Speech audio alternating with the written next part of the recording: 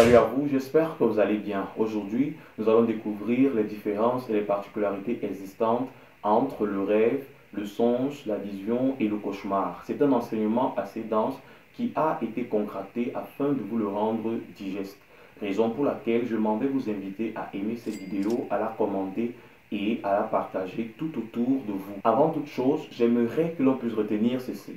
Aucun rêve, aucun songe, aucune vision, aucun cauchemar n'est au-dessus de la parole de Dieu. Les songeurs et les faux prophètes ont existé même au temps où le peuple d'Israël se trouvait dans le désert, raison pour laquelle l'Éternel venait toujours aviser son peuple de se méfier des songeurs, des gens qui avaient foi en leurs songes, en leurs rêves, en leurs visions et même en leurs cauchemars, plutôt que de s'appuyer sur ce que l'Éternel avait dit ou avait inscrit. Lorsque nous lisons également le livre de 1 Roi chapitre 13, où la Bible parle du jeune prophète, nous découvrons que ce dernier, face au roi Jéroboam, fait tout, mais ne se laisse pas corrompre par les différentes propositions que Jéroboam vient à lui présenter. Le même jeune prophète, lorsqu'il s'en va de là, tombe en présence du vieux prophète qui de suite le séduit et lui présente des révélations qui sont en réalité des fausses. Pareillement, il existe dans vos communautés et en dehors des faux croyants, des faux chrétiens qui sans cesse cherchent des âmes mal affermies afin de les désorienter de la voie du Seigneur, en leur enseignant un évangile qui est tout sauf tiré des Écritures.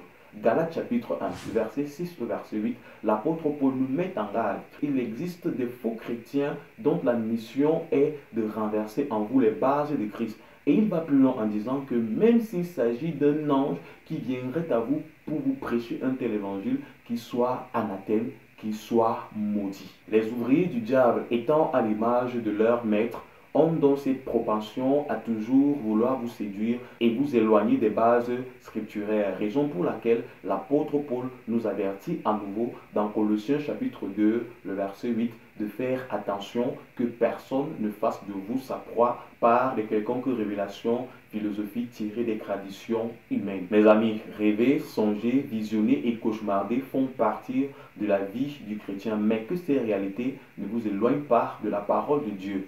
Parlons à présent du rêve.